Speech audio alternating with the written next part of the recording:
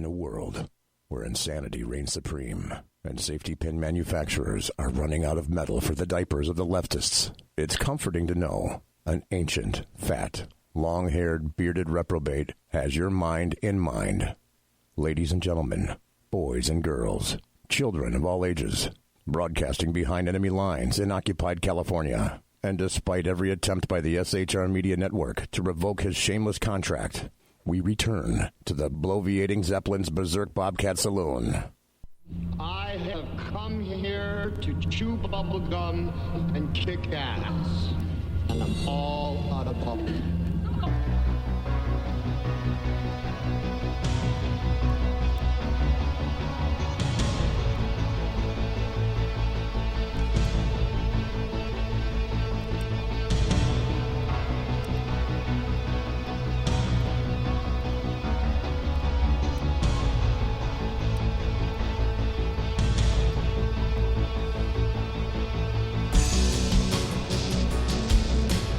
Ladies and gentlemen, boys and girls, children of all ages, welcome to the bloviating Zeppelin's Berserk Bobcat Saloon radio show, live and direct right here on the SHR Media Studios, where I am broadcasting behind enemy lines in occupied California.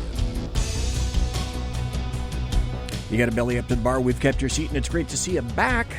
Tonight, it is Tuesday. It is May 21st, the year of our Lord, 2019. And your bartendress tonight is going to be Taché. She pours with the best of them. And the lava lamp is again on. It's not quite percolating like it could and should. Well, that's okay. Because basically what that means is you can you can listen and chat at shrmedia.com. You can watch the show on the Big Sarge Media Facebook page and the SHR Media Facebook page and the SHR Media YouTube channel. Pick one if you want video. If you have other things to do, hey, listen to us at shrmedia.com because that's where the chat room is right now. Mike's in chat already. Great to see you there. Demi has not been around.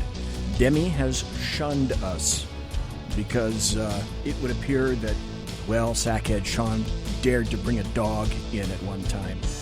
Gotta tell you, we don't water our drinks just like we don't water our conversation. Politics, religion, crime, culture, economics, race, sex, science, law. We talk about it all right here at the saloon. Right here at the saloon, nothing is sacred. The speech is free, but the booze is not. All we ask is that you flush the toilet, jiggle the handle, and don't forget to tip your waitress.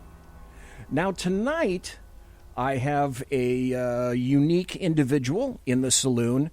Now, he's not unique to the saloon itself, but he is unique to an entire separate waft of individuals who have begun listening to the show over the Big Sarge Media Network. And I'm on a lot more pages now in social media, etc., and I invited a whole host of people over here tonight. So if you have not already heard him, you're going to be listening to Ron Edwards in the first hour. Now, Ron is a wonderful guy. You're going to find that out very soon. But he's also the producer of the Ron Edwards Notebook. And for those people who are not familiar with the Ron Edwards Notebook, well, we'll ask him when we get him on the air in just a bit. But the Ron Edwards Notebook, he has a weekly notebook, and we'll get into the history of how that came to be. But if you want to know a little bit about Ron and what it is that he does, well, he does this. President Trump is correct in his decision to stand up to China. But are tariffs the only way to show that he means business? Hello, I'm Ron Edwards. On today's page from the Edwards Notebook, for decades, China has been allowed to take full advantage of the United States via trade deals that favored that nation. As a result, China has imposed unfair tariffs against U.S. products since the 1980s. The Chinese government is predatory in its ongoing efforts to steal intellectual property and harvest the fruits of freedom while imposing a brutal communist dictatorship over the Chinese people and threatening Taiwan. Yes, tariffs are a good way to hit back at China.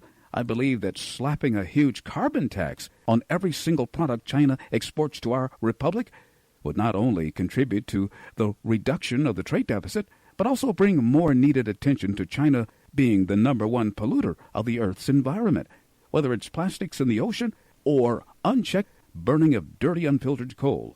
So keep up the good work, Mr. President, and also utilize a carbon tax on Chinese products, and use the surplus to help our U.S. farmers.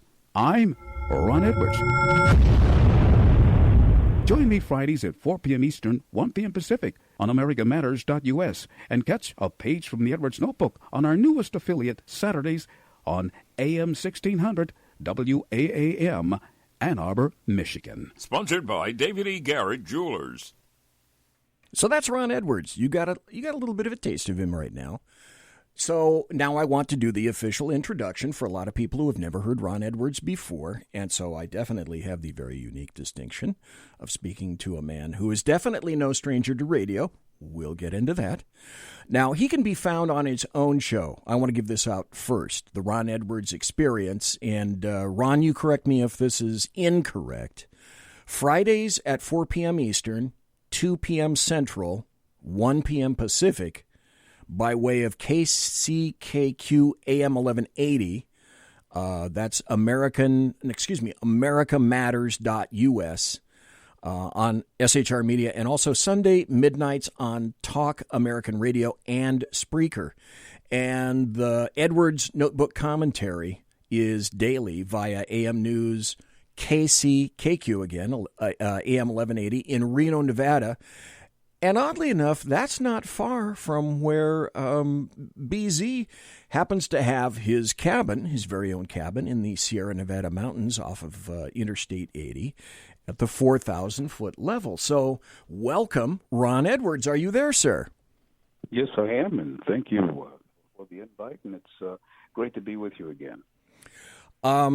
Now, you're the producer and you're the host of the Edwards Notebook. It is syndicated, and if I'm not mistaken, you've increased your exposure.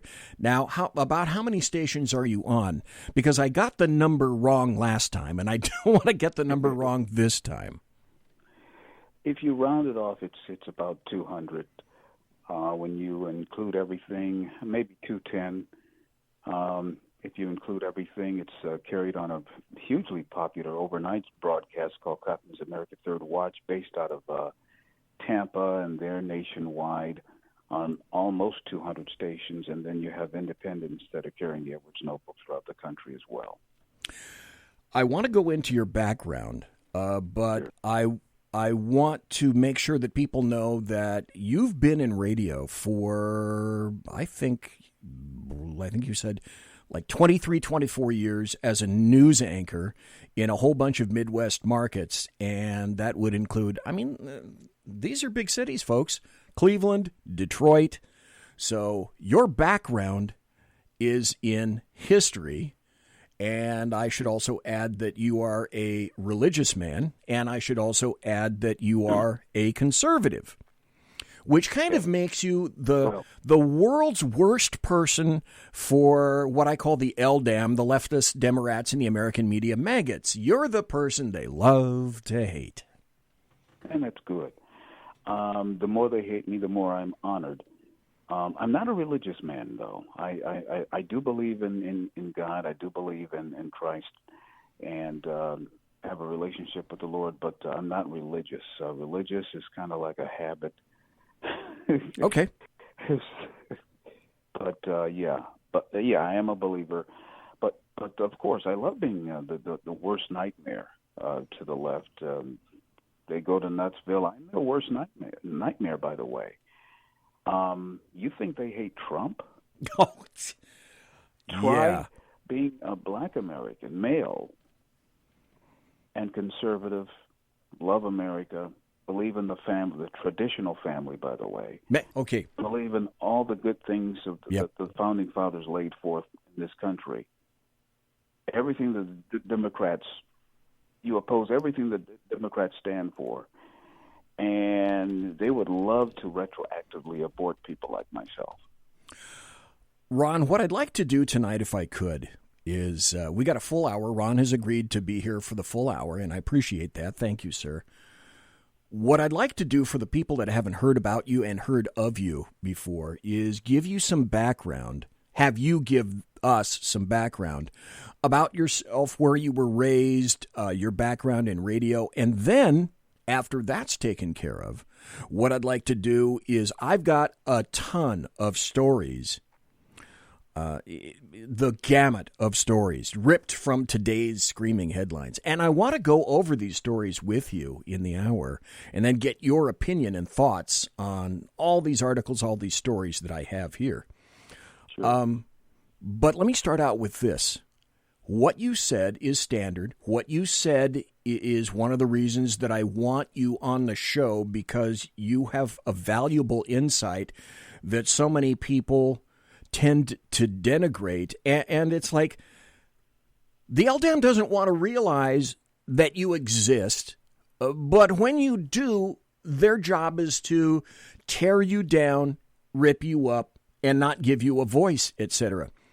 I don't think that I've asked you this before, but my guess would be all over social media, maybe by way of email, phone calls, maybe even to your face. I bet you've been called everything except a rolling donut because of your proclivity towards conservatism. You lean to the right, and you also touched on a very important point, is you believe in the family, the nuclear American family, and the once nuclear American black family, and I've got a story for that as well. So darn you for doing that. So, like I say, my guess is you've been called all sorts of things, and you paid a price then, and my guess would be you're still paying a price on a whole number of levels, or am I just talking out of my hat? Well, there's the usual name calling. I look in my mailbox of Facebook or whatever, and the nasty, the coon, the N-word, the nigger, the whole thing. And I just laugh at them because, to be honest with you, they don't matter anymore at all to me, because I look at what people like Frederick Douglass, what they went through. Yes. And he did not allow his circumstances to dictate the outcome of his life.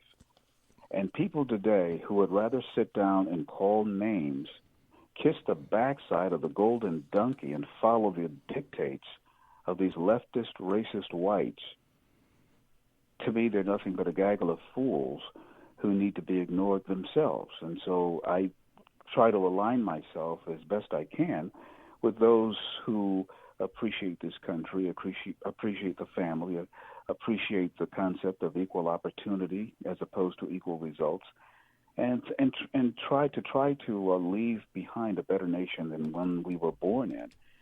And I was born in the greatest nation in the history of the world, but there's work to be done. We've got to make things even better. And so the people that it used to hurt me at one time, I have to admit that to you, but after a while, as I've been told by my wife, get over it. You keep moving and let it roll off your back like water.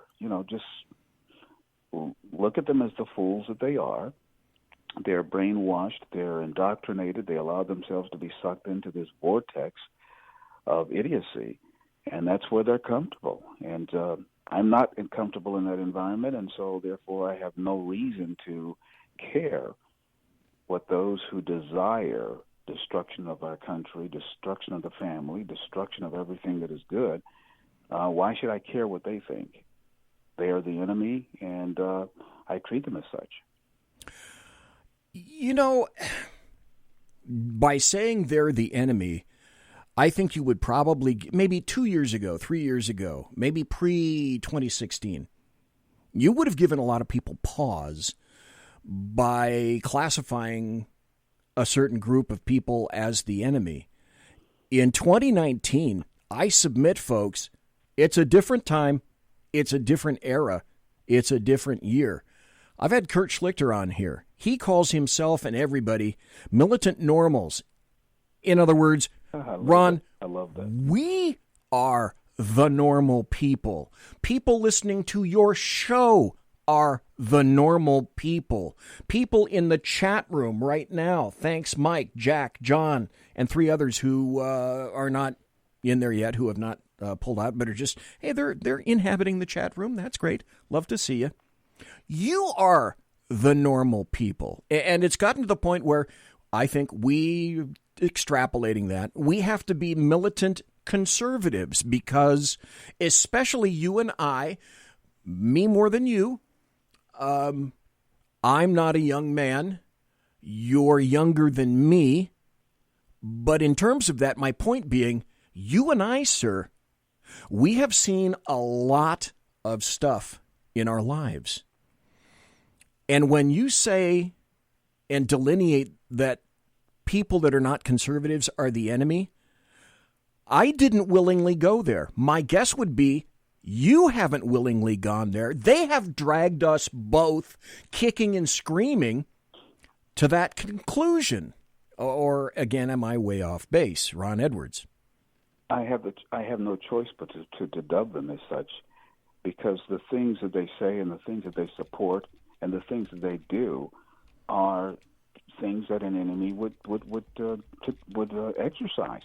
For example, why would someone who loves this country or who appreciates this country, why would they be in support of just complete open borders and label anyone, not just the president, but anyone who prefers to seal our borders and protect our sovereignty in order to protect our way of life so that we can best take care of ourselves and then be in a stronger position to help others by not just handouts, but by example?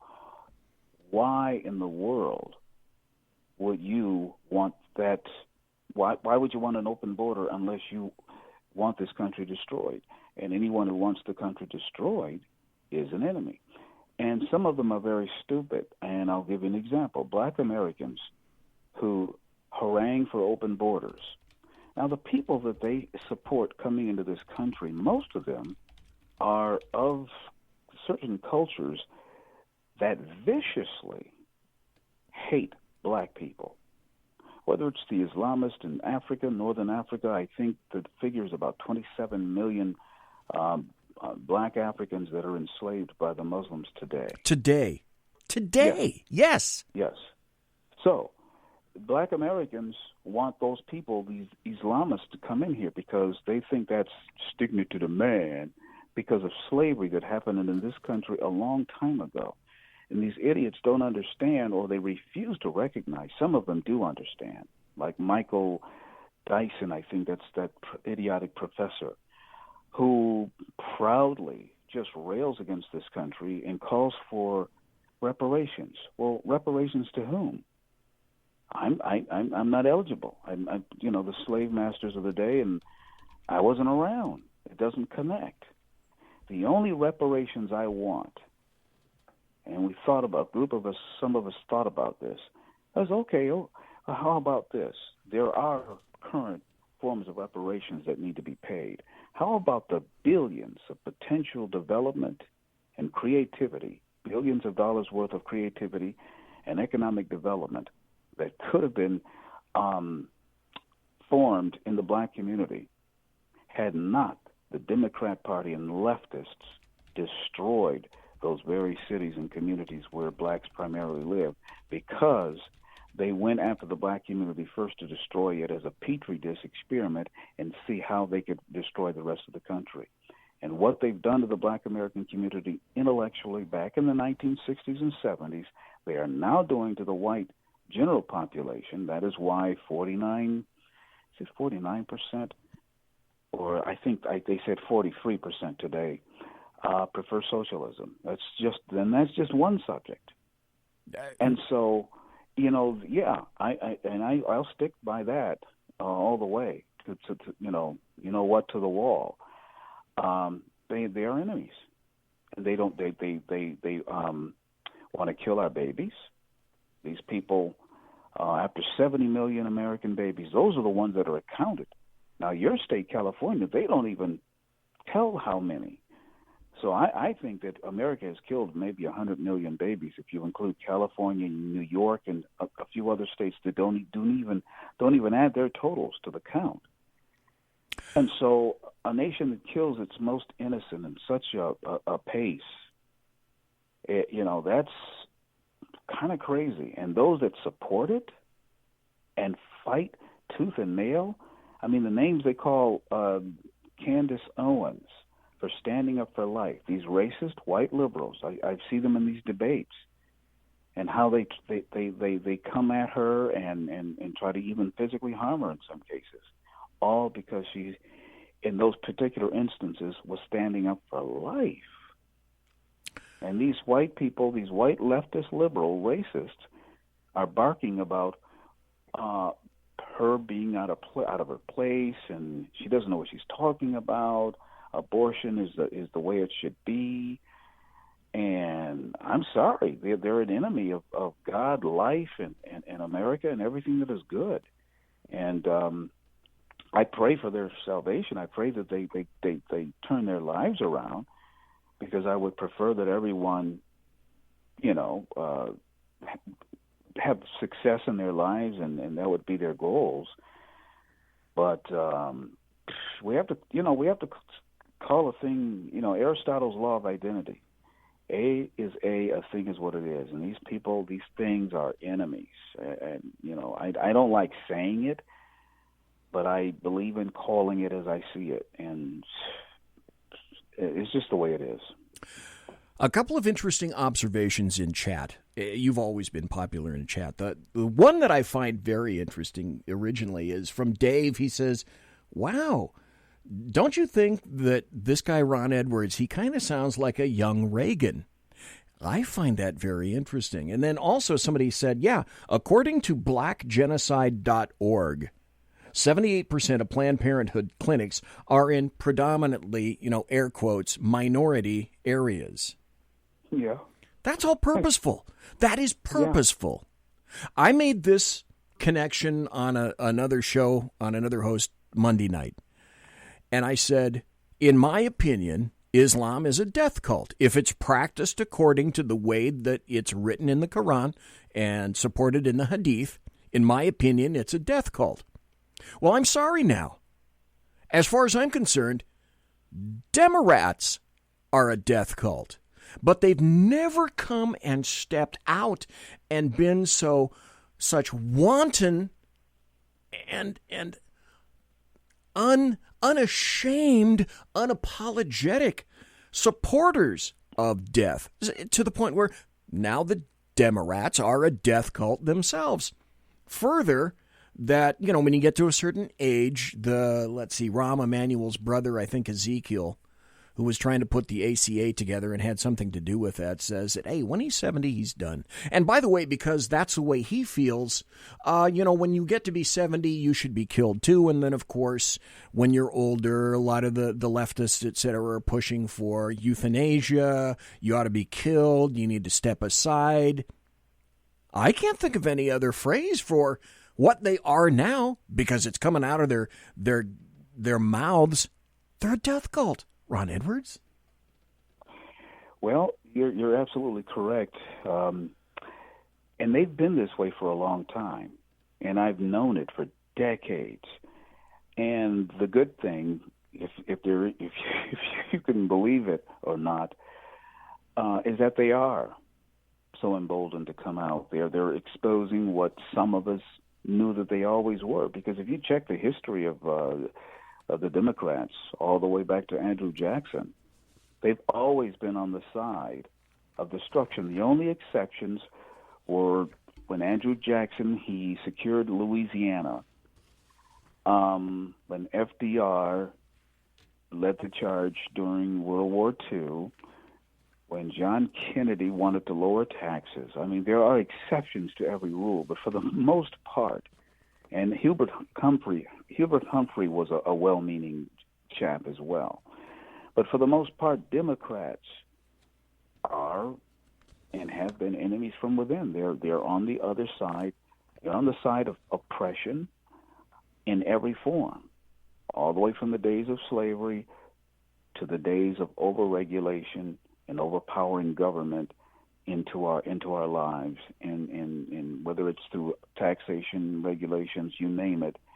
They're on the side of even running companies in an inconvenient manner. They're just pains in the butt, man. They're just but the good news is that because they have so gone to Nutsville, we the people, more and more of us are waking up. They're like a slap, and I said this about Ali Obama when he was elected.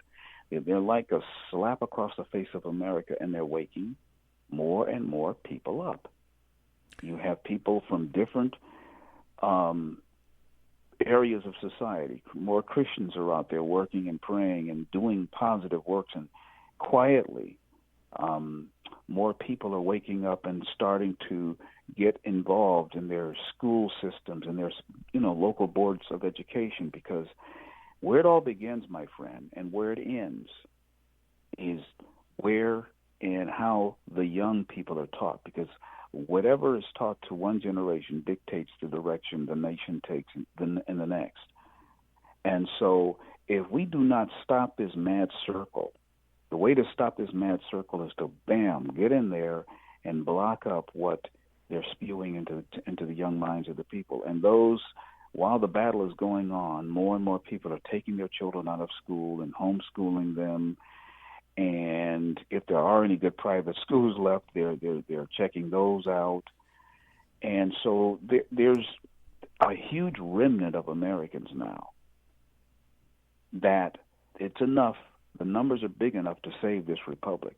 It wasn't the majority of people that fought against the British. It wasn't the majority. I think that at the tops it was 13%, and 3% I think were actually involved in the struggle physically. So, at least 40 to 45 to 49% of Americans are in favor of restoring this republic today. So I think the odds are in our favor. And if you notice how investigations are starting to occur, and you notice how they're starting to tattle on one another, and the rope of justice is just being woven. It's not around their necks yet, but it's being put together, and they're seeing the gallows being nailed together. And they see their day coming. This is why crazy Nadler and all those evil people are trying to keep throwing all this malarkey at Trump and Trump Jr. and all the other officials they're trying to drag in for these show trials or these show meetings, just to keep the people thinking that there must be so much garbage with the Trump administration. Oh, walla walla. There must be so much wrong with him. And that's what they're trying to convince the American people. And it's all bull, capital S with a hit. While at the same time, you've got Barr, and I love him. The AG, I like this guy. He's just digging away. And I like the quote he said. He said, "I'm not trying to save President Trump. I'm trying to save the presidency." Okay, that deserves a... Because that is absolutely correct. We are militant normals. We are militant conservatives. We're going to take a break. When we come back, you're listening to Ron Edwards of the Ron Edwards Notebook and the Ron Edwards Experience. When we come back, I'm going to ask Ron about his show again so he can let you know where you can find it and hear it, etc. When we come back, I want to start getting into the meat of a whole bunch of stories and then get Ron's opinion on them. He talked about abortion. He talked about Candace Owens. Oh, do we have some stories for you? Don't go anywhere. I am the Bloviating Zeppelin. This is the Berserk Bobcat Saloon radio show, where I am broadcasting behind enemy lines in occupied California. By the way, that's spelled with a K. Conservative media done right. You're listening to the SHR Media Network. Hey, this is Michael Wright. And I'm Shannon Wright. Join us for The Right Way with Shannon and Mike, Monday through Thursday from 7 to 9 a.m., right here on SHR Media. Why are they joining us? For fun things like sports, politics, Oh, maybe some news and entertainment? And all kinds of other things. Money and recipes and events, all kinds of stuff. Yeah, so join us Monday through Thursday, 7 to 9 a.m. here on SHRmedia.com.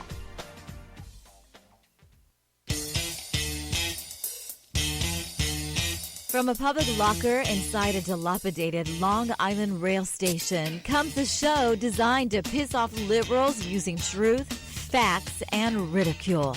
The Lid Radio Show, featuring the conservative voice from the People's Republic of New York, the Lid himself, Jeff Dunitz. Tune in every Wednesday at 2 p.m. Eastern, 11 a.m. Pacific on the SHR Media Network. Go to shrmedia.com. At Lid Radio, we fight for the truth, justice, and a good kosher T-bone. If you don't listen, Hillary Clinton might sneak into your bedroom in her housecoat late at night and blame you for her election loss. It's the Lid Radio Show with Jeff Dunitz.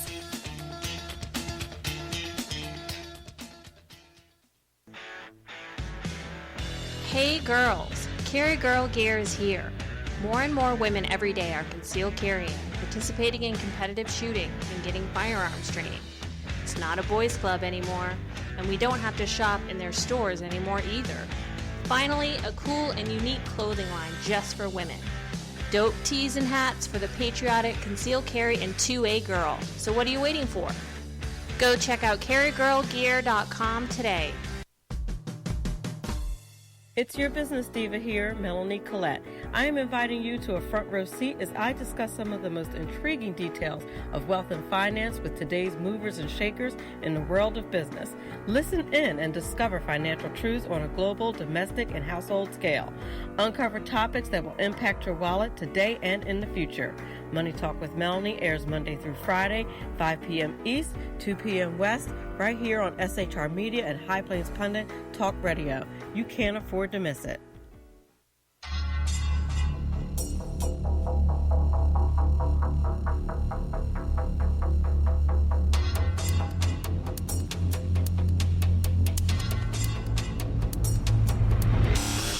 The new show on the SHR Media Network, Sackheads Against Tyranny. On shrmedia.com. Go there quick like a bunny, 11 p.m. Eastern, 8 p.m. Pacific every Wednesday. Live and direct on the SHR Media Network. shrmedia.com. Be there.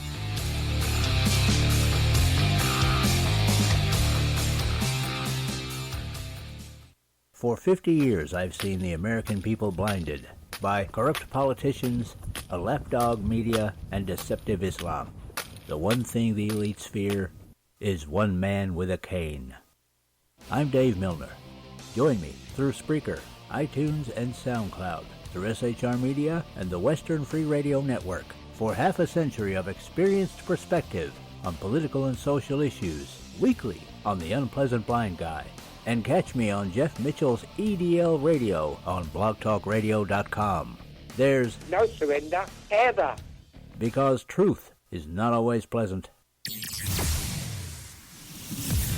Broadcasting behind enemy lines in occupied California, a mere 2 miles from the state capital, the bloviating Zeppelin's Berserk Bobcat Saloon radio show can be heard every Tuesday and Thursday night at 8 p.m. Pacific and 11 p.m. Eastern, only on the SHR Media Network. Go to shrmedia.com to listen. You can also watch on the SHR Media Facebook page and the SHR Media YouTube channel. No goldfish were abused in the making of this ad. Conservative media done right. You're listening to the SHR Media Network. Ladies and gentlemen, boys and girls, children of all ages, thanks for listening to the late night, the best late night conservatarian talk show that nobody's ever heard of. But I'm trying to do something about that. So you can follow me on Twitter at BZEP, at BZEP. You can follow me on Facebook and follow me at Biff Zeppi, BIFFZEPPE, and also follow me on the Bloviating Zeppelin. And while you're at it, if you're not doing anything and you're done balancing your checkbook or cleaning your parakeet cage or putting, lining your parakeet cage with copies of the Washington Post or the New York Times, highly recommended, by the way, in terms of absorbency for bird poo. You can also go to the SHR Media YouTube channel, like the channel, follow the channel, subscribe to the channel, because I just have to tell you that I am broadcasting behind enemy lines in occupied California. Tonight, we have the great guest, Ron Edwards, a radio legend. And unfortunately, next time I have him on, I'd like to do like maybe an hour of just radio stuff. Because the first time I had Ron on, we talked about all sorts of stuff in radio, and it was like Old Homes Week. You know, it was a ton of fun. But tonight it's politics, and so I want to get back into politics. You're listening to Ron Edwards, and again, thank you, Ron, for being on tonight. I appreciate it, sir. The honor's mine. Thank you so much. We know that Bernie Sanders has said, yes, I'm going to raise taxes on everybody. And the one thing that I appreciate about Bernie is that he's a socialist, and he doesn't mind telling you. And he's told you this for quite some time. Okay, there's a certain honesty about Bernie Sanders. He's a wackadoodle, but at least he'll tell you what he is and what he wants to do, as opposed to a lot of other people who don't have the guts to do something like that. Although that's kind of changing. You pointed out earlier, and here's the article to back up your fact, because this is what you said, and it's true. This is a new Gallup poll, and it says, folks, think of this. This is astounding. This is the state of the art in America today. When you have an article that says 4 in 10 Americans embrace some form of socialism. 43% of Americans say socialism would be a good thing for the country. 51% believe socialism would be a bad thing for the country. Americans are split on viewing the economy as a free market or a government controlled. 43% of Americans want socialism. And because we have an historical perspective, Ron Edwards, was there a day, definitely prior to 2016, was there ever a day that you thought that you'd see an article indicating that Americans, actual people who are in this country paying taxes, etc., could be so incredibly ill-educated, and I'll be plain, stupid? How ignorant and stupid do you have to be to not turn on your damn television, look at the news, and see what's happening to you about 2,000 miles south of you in South of America, to this little teeny big country that starts with a V, and you can't understand what's happening in that country. And, well, yeah, what's happening in Venezuela, that's what I want here because it's cool.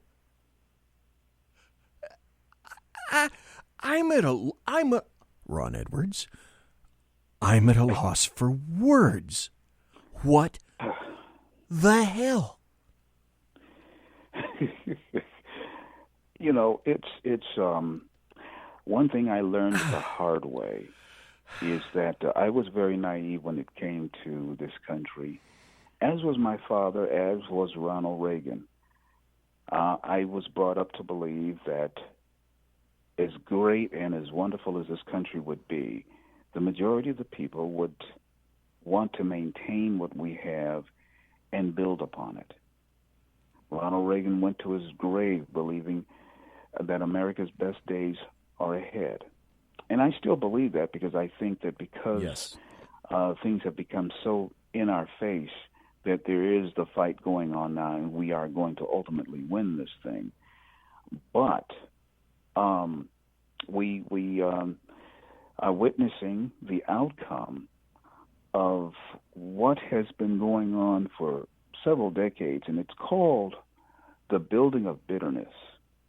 And what the left, white racists have done, it started, with their experimentation with the black American community, was to convince them that they're nothing but victims and that no one likes them. And of course, they indirectly put the black male down. They broke up the family, took away male authority in the minds of the females, And there you have a broken family, broken society, part of society.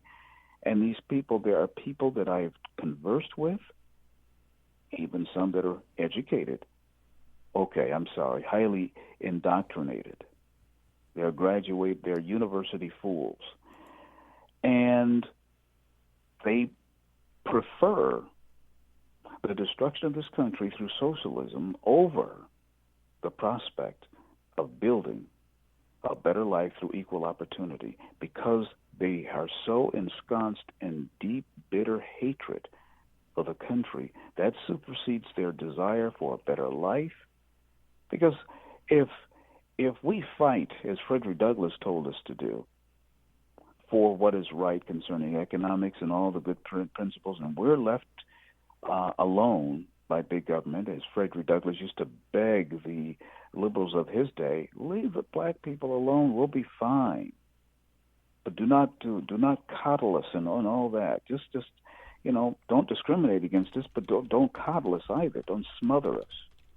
Well, the white liberals always wanted to be in control of the black community, and since they couldn't physically enslave them, they figured out by the 1920s how to enslave them mentally. And therefore, they're still under their control and under their knuckles, under their dirty knuckles.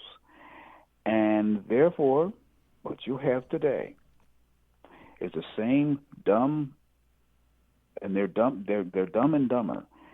You have a population that on one hand says, I don't like the white man. White man, we don't want, we're tired of the old white man and the Democrats. We don't want them no more. Well, who is it that they're supporting?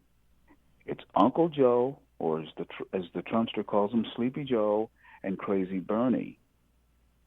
Those are the two top Democrats. It's not Kamala. It is not Spartacus. It is not the woman formerly known as Pocahontas. It's none of them. They don't have it in this new guy, Booty. What Booty? I call him Butt Gig. I mean, that's the way that's the way his name looks like it's pronounced. So it's Butt Gig. But you're right. It's all Caucasoid territory. So where's this great unanimity amongst the Democrat Party, and we're propping Joe Biden? Yeah. Hairplug Joe Biden is who the Democrats have apparently decided they're going to throw their support around. I want to go to this article because this you mentioned, and I'm with you. I'm 100% with you, Ron Edwards, on this. I think our future is going to be a lot better than it is now. I think you kind of have to reach a bit of a bottom so you can see that the only thing left is to look up and see the top. You had to have a Carter before you got a Reagan. Only Nixon could go to China, and I'm mixing. I can't think of any more metaphors. But here's a positive thing. They got excoriated for it, of course. The Alabama State Senate just passed a near total abortion ban in a direct challenge to Roe v. Wade. Okay, I guess they took that darn 10th Amendment to heart. So a couple of Tuesdays ago, last Tuesday, they approved a bill which essentially banned abortion in that state, in Georgia, specifically aimed at challenging more than 40 years of federal abortion protection under Roe v. Wade. And the bill would make it a felony for a doctor to perform or attempt to perform an abortion during any stage of pregnancy. Here's another funny thing. You mentioned Candace Owens. Well, oddly enough, folks, if you don't listen to Candace Owens, and I don't have it up right now, but one of the best cuts I ever heard was Candace testifying before the House Judiciary Committee about a month ago. That was great. It was fabulous, was it not, Ron Edwards? It was so cool. Here's Candace Owens talking about abortion, and she's telling you facts, numbers, and the truth. I think the fact that this bill passed is telling us that conservatives are winning across the country, and more people are starting to wake up to what exactly it is the Democrats are doing, which is that they pretend that they are for progress when, in fact, everything that they do leads to regressive results, particularly in the minority community. And we know that that abortions impacts the black community more than anybody else. Yes. Black women represent Yes. only 7% of the population, yet account for almost 40% of all of the abortions in America. I want to get to that because constitutional law expert Alyssa Milano spoke out last night on CNN about that very issue. Let's watch. This will affect the communities of color more than anything, okay? Okay, so Melissa, whatever the hell her name is, Alano, Zano, well, she's speaking for the black community, right? Why shouldn't she?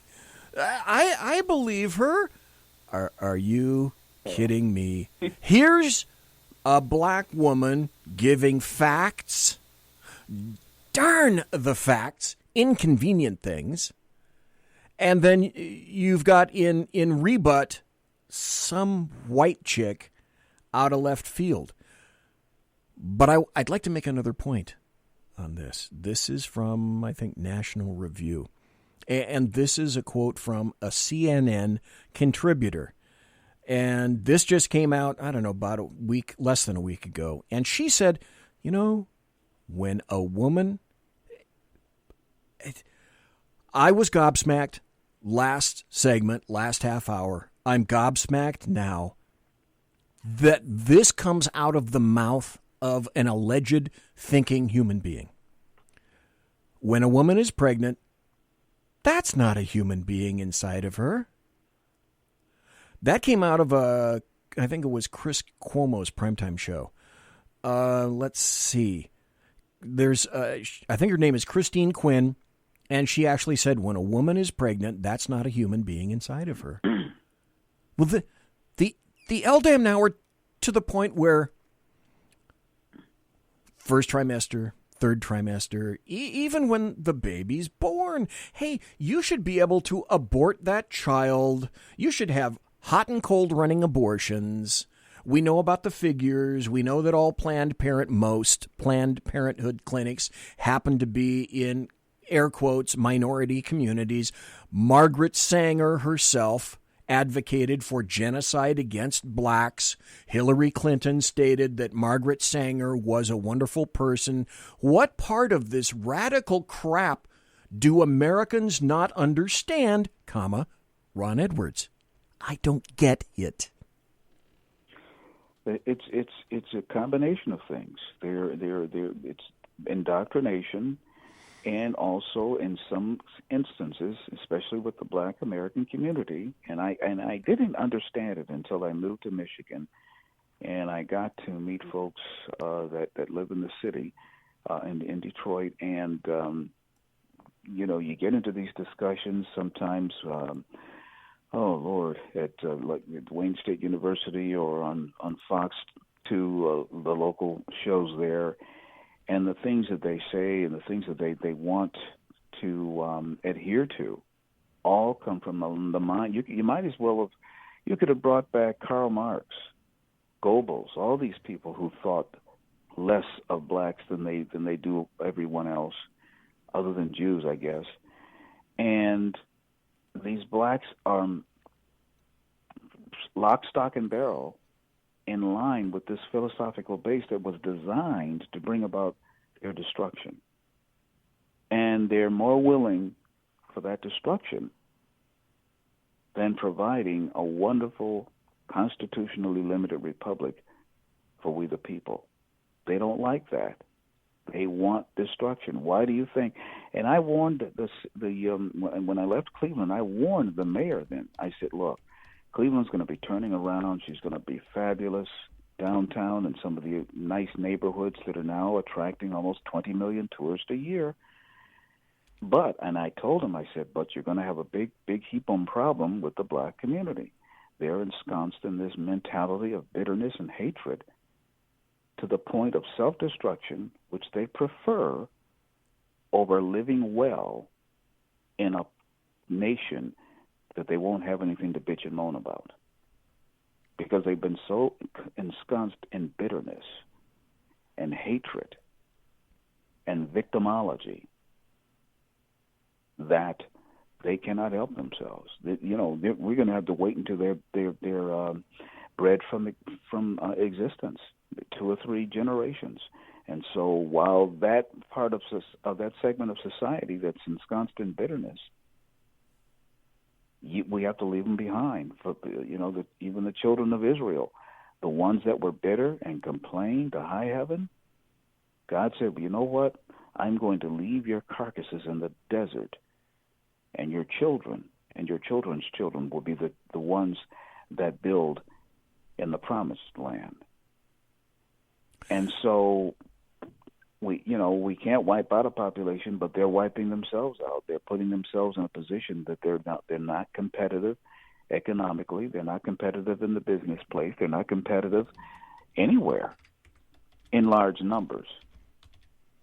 And so everyone is just moving around them and praying and hoping to high heaven that they don't go to Nutsville and try to destroy downtown Chicago again. It's sad to say these things, but it's the truth. These people are, if they had their way, China would own us. And I'm basing this on conversations. This is just not just hearsay or whatever, and just me thinking alone. I've had conversations where I've been called a bigot because I want to stop the Chinese. I want to see the Chinese stopped in their tracks from stealing our intellectual property. I want to see the Russians backed off. I want to see Iran corralled. I want to see North Korea settled. And I'm telling you, the comments that I've received for wishing these things, just those simple subjects. Therefore, anything that is an enemy of destruction to this United States, whether it's an evil policy out of D.C. or an enemy that they're allowing into our border or allowing to steal our intellectual property.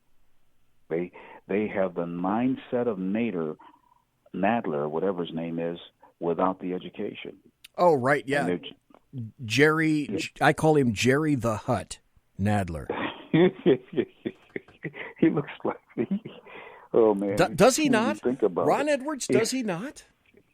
I mean, listen, I'm no slouch at food, but my God, man. Jerry the Hutt is facile with a knife and fork. I can only conclude that. Hey, Ron Edwards, there's an individual in chat said, hey, please ask Ron whether he thinks the left wants to make it as if the American Revolution never happened, because that's what I think. Oh, absolutely. Not just that. They want to wipe out all of America's great history. And they want to exaggerate the bad. Rather than, if you want to tell the truth, tell the truth. But if you really tell the truth about America, there's much more good than there is bad. Oh, heck yes. Oh, my God. But the left has trained, like little seals, the black community to clap their hands and only bark out the negativity. And unfortunately, the majority of white young people are coming into that fold as well. And I've always said for years, I said, my God, I pray that the day does not come that the majority of young whites will take on the mentality of the black community against this country. Because if that happens, and those are the voters, oh my God, we're done. But I believe that there's going to be a seismic shift in our nation. That's why Trump was elected. And there's going to be some reverberations in this country like you would never believe. And I don't think we're going to go down as far as a lot of people think. I think there's going to be some shaking. There's going to be some justice. Finally, the long arm of justice is going to be corralling certain people. And I think it will go a lot higher than many of my fellow pundits believe. Many of them think that it's only going to go to the level of lynch, that level, Lynch and that crowd, Comey. I think it's going to go higher than that. I really do. Because the evidence is there that Ali Obama was orchestrating a lot of this crap that was going on, and as far as the FISA and all of that, and that makes Watergate look like child's play. Nothing. It makes it look like nothing. Ron Edwards, you'd have to believe that Barack Hussein Obama is an ignoramus, and that he himself is not politically facile, that he doesn't know what he's doing. Is there anybody that thinks that Barack Hussein Obama is an idiot? Now, you may disagree with his policies, and I couldn't care less about his paint job, but it was his policies that were fundamentally changing America. But does anyone think that he's actually stupid? I submit he's very plotting and planning. Do you think, Ron Edwards, that Barack Obama could have sat in the Oval Office and not been completely 100% aware of what was happening over at the DOJ and the FBI, and that we can't find his fingerprints on the knife just yet, but we already have an email trail into the Oval Office? I can't help but think, just like you said, all these folks, they're hearing footsteps, Ron. Oh yeah, they're hearing nailing. They're hearing nailing of the apparatus to politically hang them. There's going to be some things going on, and they got the perfect guy, Barr, to really go after him. I just pray for his protection, because many people that have dug around, they all committed suicide. Yeah, funny how that works out. But I really do think that I really questioned the intelligence of anyone who told me that they thought that Ali Obama was an idiot or a dummy. No, he is far from that. He is very, very far from that. I couldn't get it. I just how can you put Obama and idiot together in the same sentence? You cannot be that evil and be stupid. You just can't. The man is well read. He knew what he was doing. He's a great orchestrator, but he's an orchestrator of evil. And none of those people, very few of them were really dumb. And that's why they were able to get away with so much damage. If the United States wasn't as great as she is, and she had been an average nation, our goose would have been cooked. We would be on our way to being the big Venezuela. Oh, hell. We would have tipped over like Hank Johnson's Guam. We would be upside down right now. We would be capsized like that poor island nation of Guam. Okay, Ron Edwards, one final question before we wrap it up for tonight. Actually, two questions. The first immediate question, as far as I'm concerned, is, hey, I would love to have you back. Would you come back sometime, sir? Please, anytime. Okay. I love your show. I listen to you when I'm not on there, and I love what you do. I'm honored every time you invite me on. And number two, can you put on the Ron Edwards official cap, one each, and toss out what you think is going to happen for the rest of 2019 and what perhaps you see for 2020? I think there's going to be some tumultuous stuff coming. But anyway, to kind of wrap things up, what do you see for 2019 and what do you kind of think about 2020? Well, I see efforts to destroy the economy, or not to destroy it, but to make things go down. And the economy may slow down a bit, but I don't think it's going to be as calamitous as certain people want it to be, so that the Trumpster would be not elected in 2020. By the way, he's going to be reelected. I'm just going to tell you that right now. Oh. He shall be reelected. Oh, hell yeah. And you're going to see a resurgence in this country in all facets of her existence. Everything, from our education to our military to everything. There's going to be a revival in this nation of patriotism.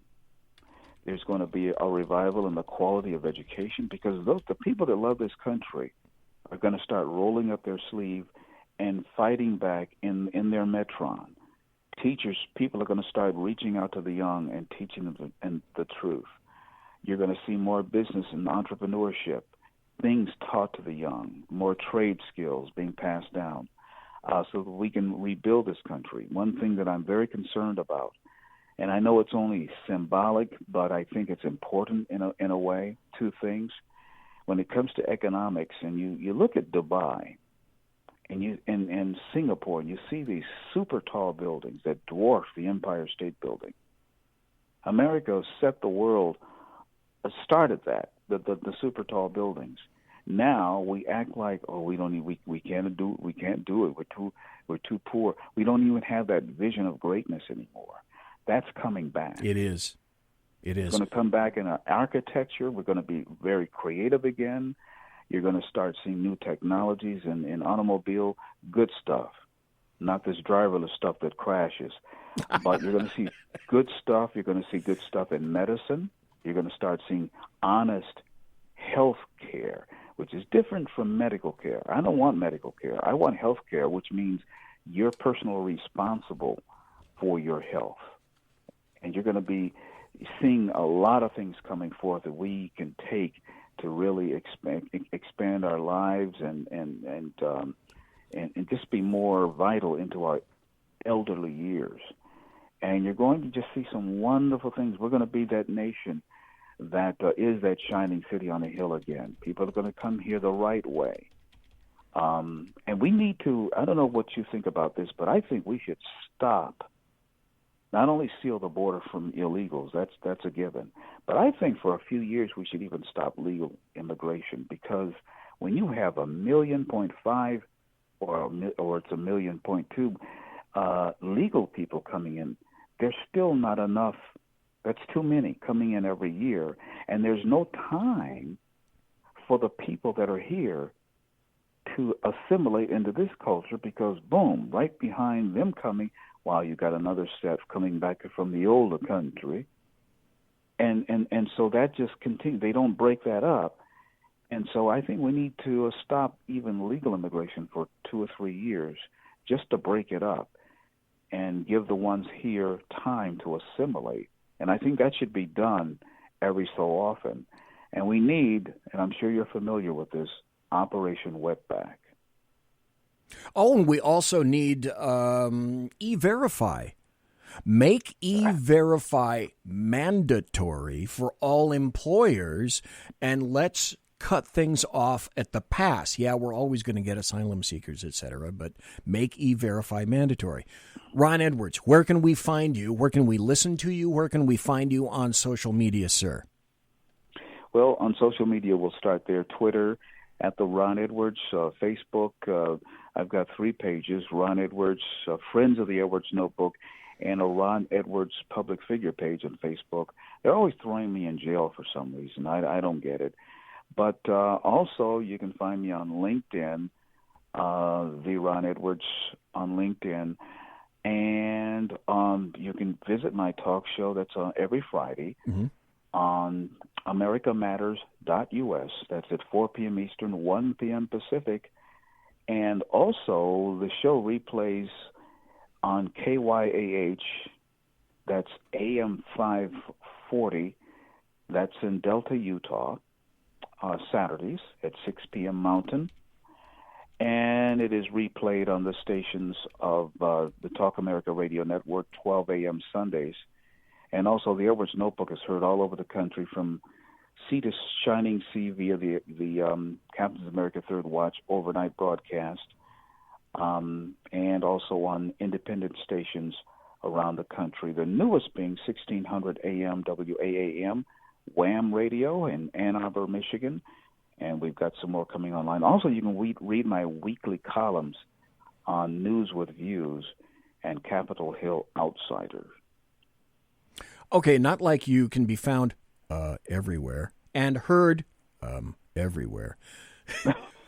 Ron Edwards, sir, thank you ever so kindly for being here tonight. Folks, when we come back after the break, I'm going to go over a couple of very interesting audio cuts from AOC, brain-glazingly ridiculous audio cuts. And then we're going to go into a couple of happy stories, a couple of other stories, and then I'm going to throw it open to Open Line Tuesday. So I am the Bloviating Zeppelin. You can hear me right now on shrmedia.com, Big Sarge Media, and SHR Media Facebook pages, SHR Media YouTube, and go to shrmedia.com where you can listen and chat and do your checkbook, balance that all at the same time. We'll be right back. Conservative media done right. You're listening to the SHR Media Network. Hey, this is Michael Wright. And I'm Shannon Wright. Join us for The Right Way with Shannon and Mike, Monday through Thursday, from 7 to 9 a.m., right here on SHR Media. Why are they joining us? For fun things like sports, politics. Oh, maybe some news and entertainment? And all kinds of other things. Money and recipes and events, all kinds of stuff. Yeah, so join us Monday through Thursday, 7 to 9 a.m., here on shrmedia.com.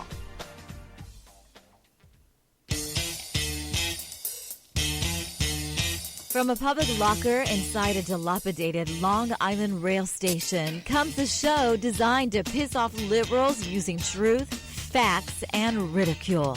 The Lid Radio Show, featuring the conservative voice from the People's Republic of New York, the Lid himself, Jeff Dunitz. Tune in every Wednesday at 2 p.m. Eastern, 11 a.m. Pacific on the SHR Media Network. Go to shrmedia.com. At Lid Radio, we fight for the truth, justice, and a good kosher T-bone. If you don't listen, Hillary Clinton might sneak into your bedroom in her housecoat late at night and blame you for her election loss. It's the Lid Radio Show with Jeff Dunitz.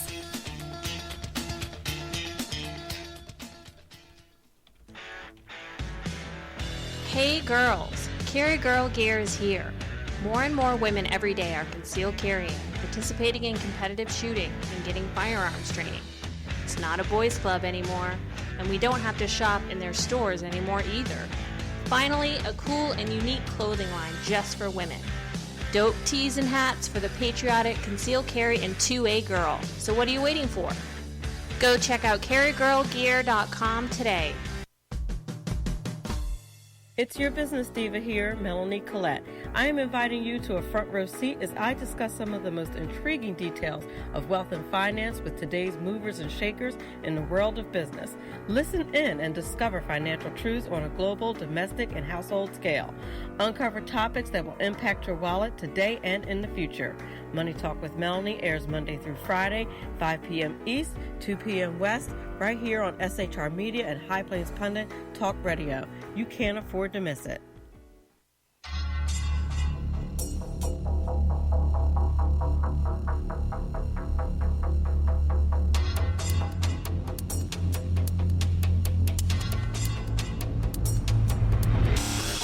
The new show on the SHR Media Network, Sackheads Against Tyranny.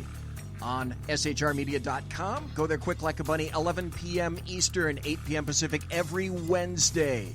Live and direct on the SHR Media Network. shrmedia.com. Be there.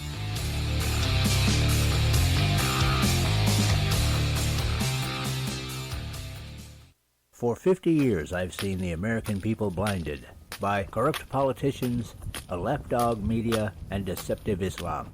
The one thing the elites fear is one man with a cane. I'm Dave Milner.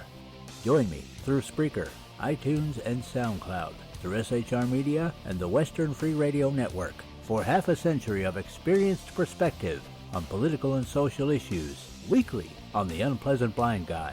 And catch me on Jeff Mitchell's EDL Radio on blogtalkradio.com. There's no surrender, ever. Because truth is not always pleasant.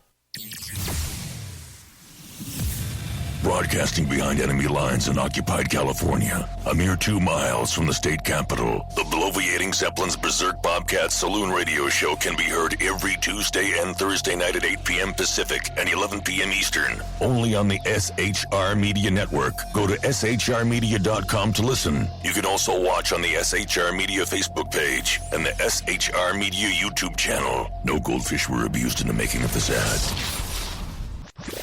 Conservative media done right. You're listening to the SHR Media Network.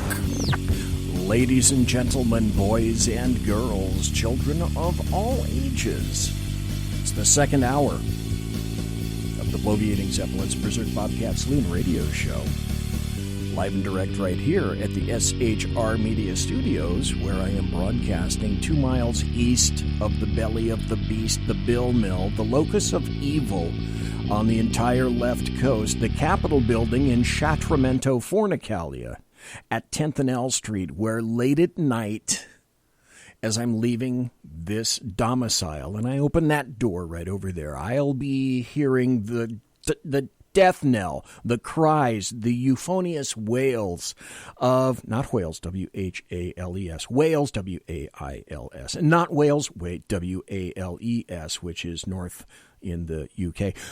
The death of common sense on the entire left coast. It's dying from the Capitol building in Sacramento. And I'll be, unfortunately, sniffing the vaporous, noxious, the evil, wafting vapors of sulfur and brimstone issuing from that damn building, too. Although my understanding is that we're going to get a real gully washer. There's a lieutenant friend of mine that lives up in El Dorado Hills, and as I was talking to him a little bit earlier today, the rain was coming down so hard in his domicile that I could actually hear it over the telephone. So with luck, that rain is heading west, and it's coming down here. Just before I got into the studio tonight, I looked outside because it was still light. It's the left coast, of course. And boy, the clouds look nasty and bruised and gray and all that kind of cool stuff that I really like. I love rain and I love snow, which is why I live up. My cabin is up in the mountains in the Sierra Nevadas. And rain, liking the rain. Well, California's been in a drought for a long time.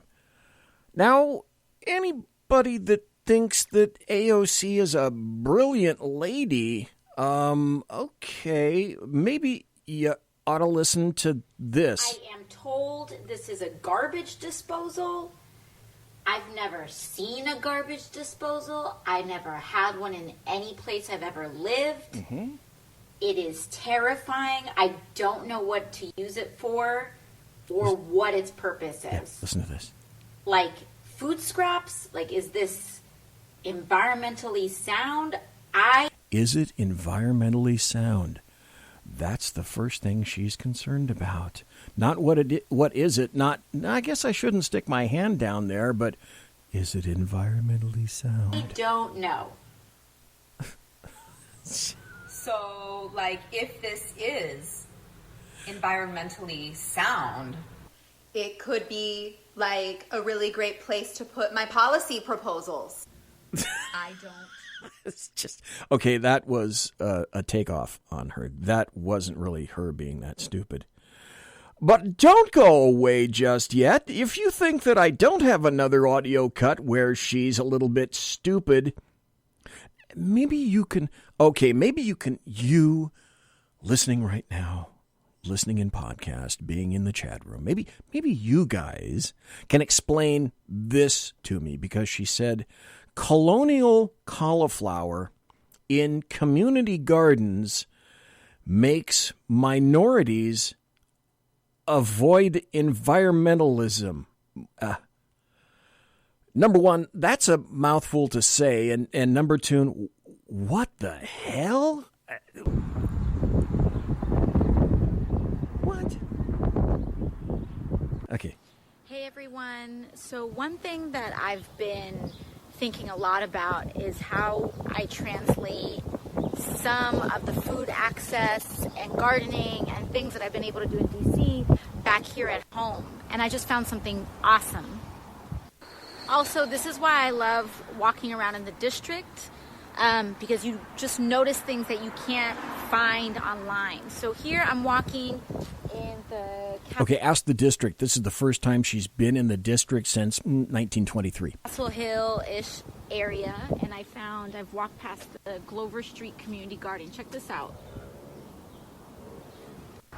These community gardens are all over the city, and I see them a lot in Manhattan, but there's fewer. Sometimes they're harder to find in the Bronx, but check it out. There are community garden spaces, and you can do the same thing that I do in DC here at home. What I love about this one is that it's an entire community space. Check it out. You got the barbecue, you got the grill, you have places to sit, and you have the garden beds. Right. So here's the next event that's happening right here in the community. It's next Friday. It's hosted by Teatro Sea, and it's a mask making workshop, which is so beautiful because it incorporates that cultural element. You know, mask making has really important roots in the Caribbean, indigenous, and African ancestry of so many of the communities that live here. So that's amazing. Right. Here it is, and here's what I loved here too. Nature is a fundamental right of every New Yorker. So check out NYRP. I'm sure there's some in your neighborhood too. Right, because except for Central Park, there's not much nature in New York. Oh, unless you step in the human crap or the dog crap. Is that what she's talking about? Check this out. What are those, begonias? I don't know. What I love too is growing plants that are culturally familiar to the community is so important. Right. If you look all the way back there, that looks like composting. It looks like they've got composting going on, which is so awesome too, because composting is really hard to do. Okay, I'm sorry. I got to stop this. This is from the chat room. Dave Milner in chat says, I have serious money that says she has bodyguards just off camera. And he also says, yeah, when I think gardening, grill is the first thing that comes to mind. Dave also says, I wonder if she thinks someone is trying to grow cattle. And John weighs in and says, who the hell did she blow in order to get access to a microphone? Well, as Dave points out, hey, she won the audition. In a neighborhood like this, we just don't have the pickups and the ease of it that a lot of other communities have. So that's really how you do it right. That is such a core component of the Green New Deal. It's coming. Having all of these projects make sense in a cultural context. And it's an area that we get the most pushback on, because people say, like, why do you need to do that? That's too hard. But Wait, gardening is hard? When you really think about it, when someone says that it's too hard to do a green space that grows yucca instead of I don't know, cauliflower or something. Okay, stop. Here comes the cauliflower rant. I'm not kidding. What you're doing is that you're taking a colonial approach to environmentalism. And that is why a lot of communities of color get resistant to certain environmentalist movements, because they come with a colonial lens on them. And it's... Gardens are colonial. Now remember, she mentioned cauliflower. And what do we know about cauliflower? Come on, let's get serious. Cauliflower is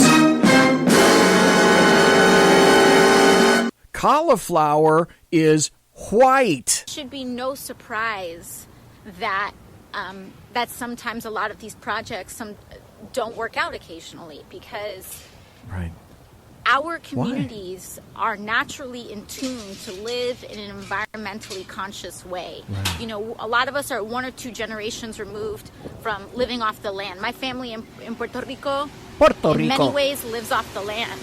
But if I went to a predominantly white community and said, okay, you guys are going to be growing plantains and yucca and all these things that you don't know how to cook, and that your palate isn't accustomed to, it's going to be, like, cute for a little bit, but it's not easy. You need to make it as easy as possible to kind of just flow into these communities and to make... Okay, let's stop right there. Am I interpreting this correct, where she's hinting, and doing a very poor job of hinting, now community gardens are racist? Did I interpret that correct? Because I think that's what I got out of it. That community gardens are correct.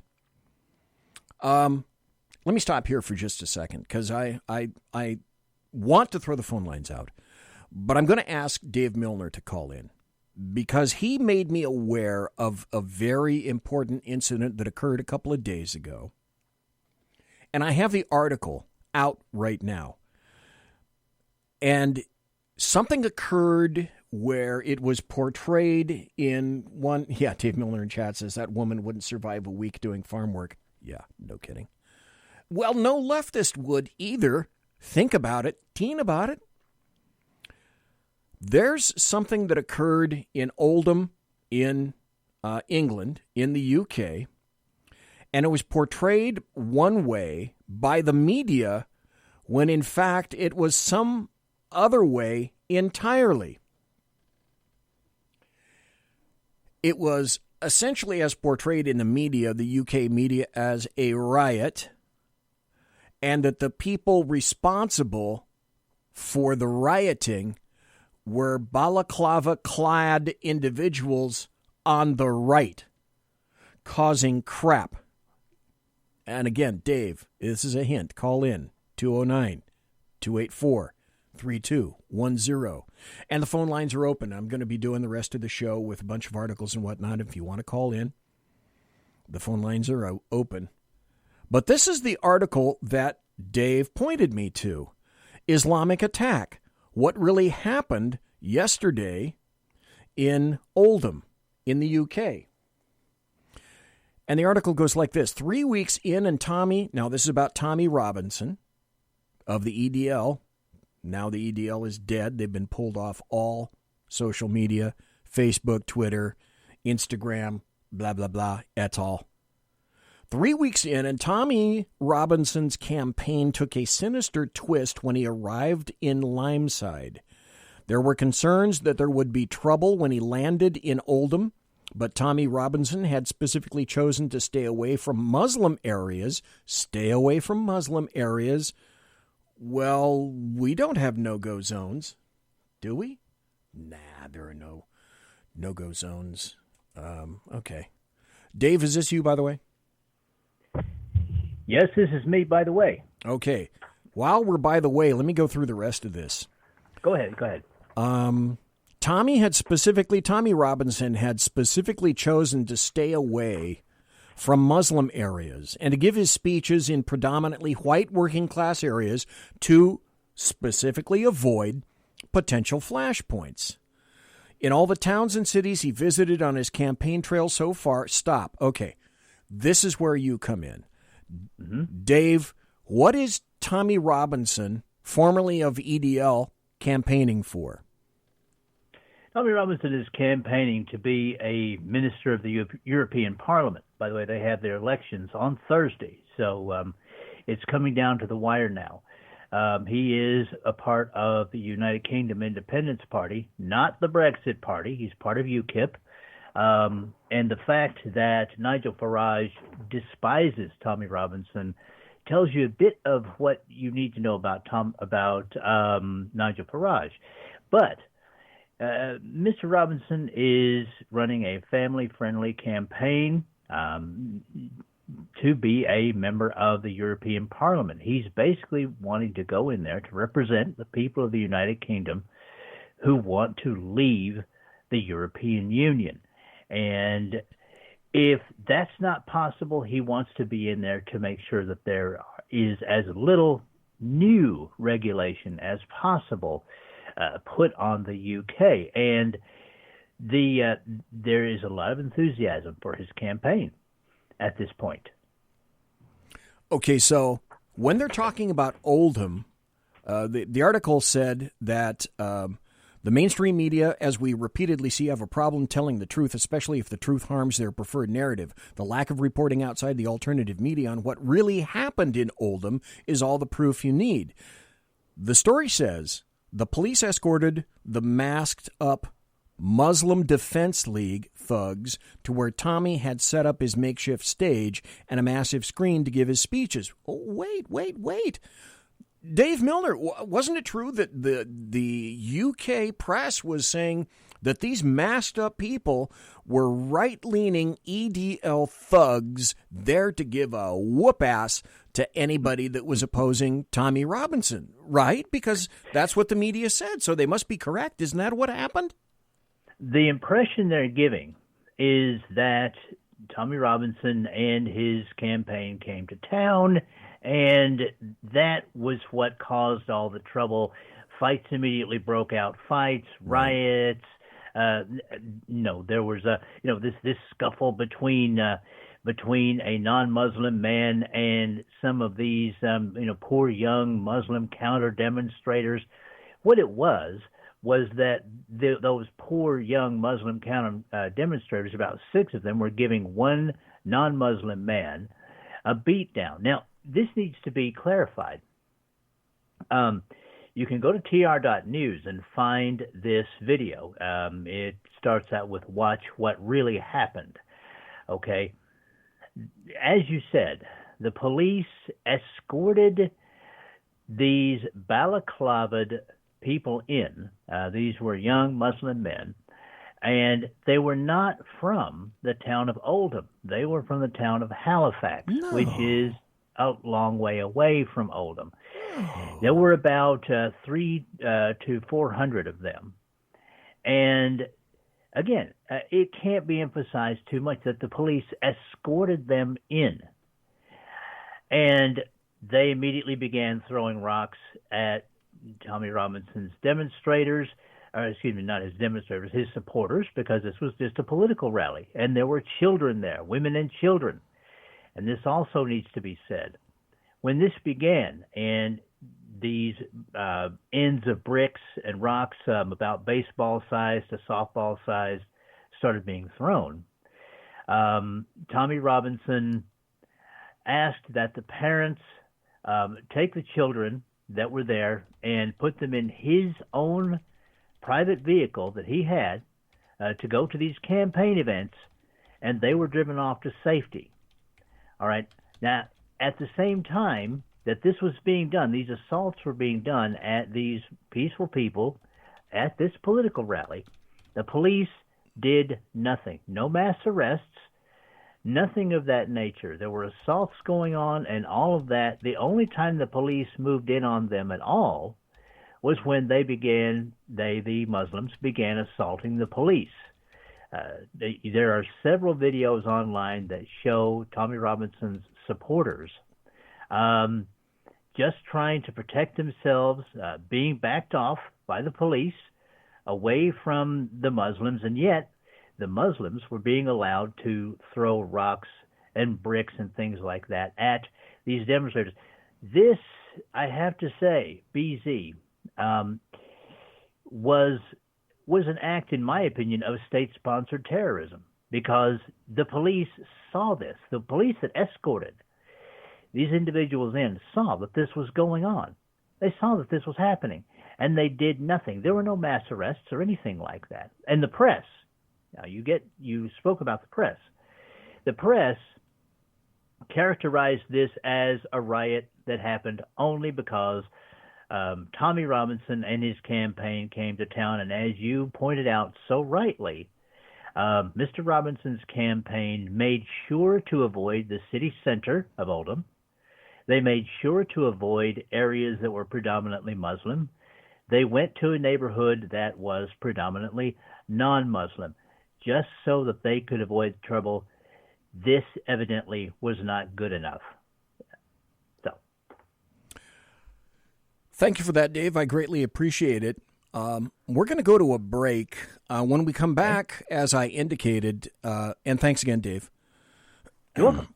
When we come back, you're going to hear a cut from, I think it's a UK MP, Member of Parliament, who in, I don't know, what is it, like a minute and a half, 2 minutes, makes more sense speaking than I think I've heard from lots of people in the UK in the past at least 2 years or so.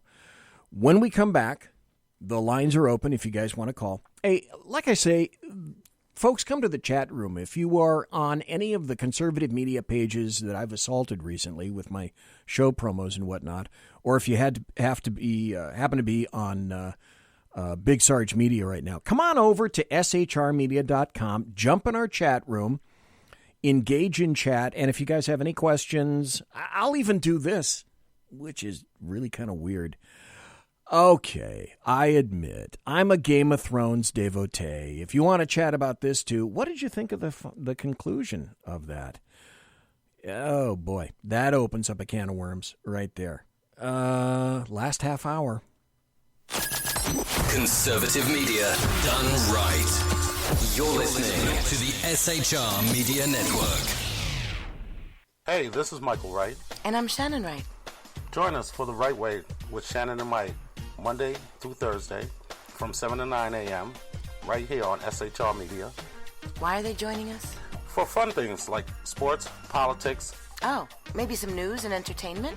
And all kinds of other things. Money and recipes and events, all kinds of stuff. Yeah, so join us Monday through Thursday, 7 to 9 a.m. here on shrmedia.com.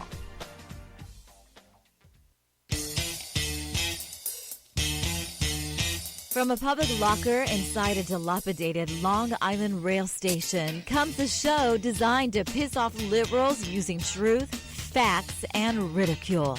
The Lid Radio Show, featuring the conservative voice from the People's Republic of New York, the Lid himself, Jeff Dunitz.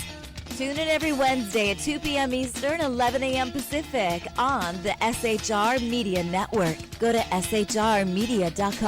At Lid Radio, we fight for the truth, justice, and a good kosher T-bone. If you don't listen, Hillary Clinton might sneak into your bedroom in her housecoat late at night and blame you for her election loss. It's the Lid Radio Show with Jeff Dunitz.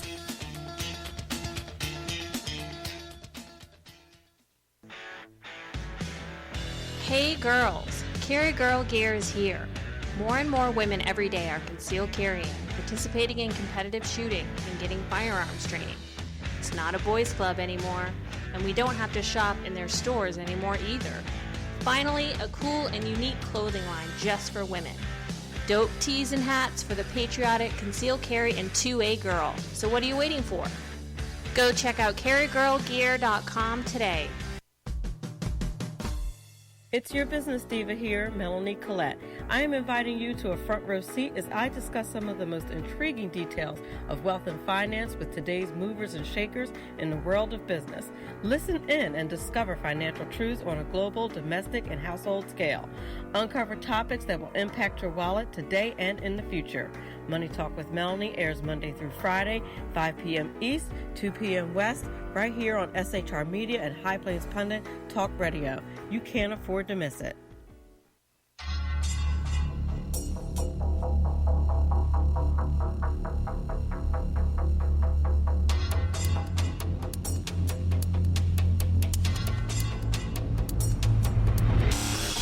The new show on the SHR Media Network, Sackheads Against Tyranny.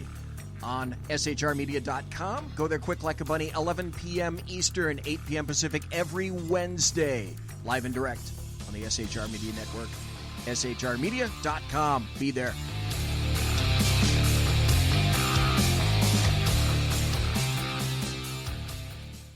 For 50 years, I've seen the American people blinded by corrupt politicians, a lapdog media, and deceptive Islam. The one thing the elites fear is one man with a cane. I'm Dave Milner. Join me through Spreaker, iTunes, and SoundCloud, through SHR Media and the Western Free Radio Network, for half a century of experienced perspective on political and social issues, weekly on The Unpleasant Blind Guy. And catch me on Jeff Mitchell's EDL Radio on blogtalkradio.com. There's no surrender, ever. Because truth is not always pleasant. Broadcasting behind enemy lines in occupied California, a mere 2 miles from the state capitol, the bloviating Zeppelin's Berserk Bobcat Saloon radio show can be heard every Tuesday and Thursday night at 8 p.m. Pacific and 11 p.m. Eastern, only on the SHR Media Network. Go to shrmedia.com to listen. You can also watch on the SHR Media Facebook page and the SHR Media YouTube channel. No goldfish were abused in the making of this ad. Conservative media done right. You're listening to the SHR Media Network. Ladies and gentlemen,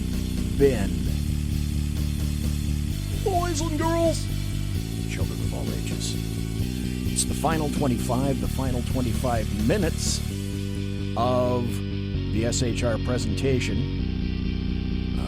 Bloviating Zeppelin's Berserk Bobcat Saloon radio show, where I am broadcasting live and direct from the sumptuous and palatial SHR Media Studios, broadcasting behind enemy lines in occupied California. The big question, I think, would probably be, for how long can I take this? It's no shock when I tell everybody that, well, my wife hasn't retired yet. I retired in 2016. So I don't know if you've been in a situation where, like, one half is retired and the other one still has a job, and you still have to listen about all the crazy crap that happens to the other person back on the job. And, me, I try to Mars everything because that's just what I do. My job for 41 years was to Mars the crap out of everybody because that's what I got paid to do. Oh, I can't wait to get out of here. My eyeballs are looking at Idaho. A lot of people have told me, BZ, go to Texas. Texas is friendly and a lot of good people there. I don't doubt that for a second. Taxes, good tax advantages. I don't doubt that for a second. There are 3 issues that I think, one primary issue, well, hell, all 3, that are of big concern with me. And now these are issues because they're an issue now, and I don't want them to be issues in the future.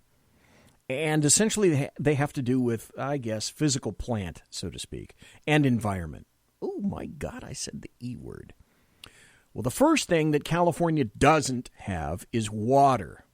And I don't want to be in the position of having to worry about wildfires up in my area anymore. Screw it. I'm tired of California mismanaging forests and my poor little cabin being in jeopardy every damn summer because of California and the federal government's mismanagement of the forests, where if you were up there, I could show you over the years where on the forest floor there's a foot, 2 feet, sometimes 3 feet of forest loam, needles, pine cones, etc., because there are no fires allowed. You cannot thin the trees. You cannot remove deadfall, and you cannot cut down dead trees. Well, that falls into the category of what the hell. So water is of great concern to me. Don't know if Texas has all that much. Heat. I've been in Sacramento for a bunch of years. It's hot as hell in the summertime. Yes, up to 110 degrees. I'm done with heat. Texas has got a lot of damn heat. I used to live in Ohio.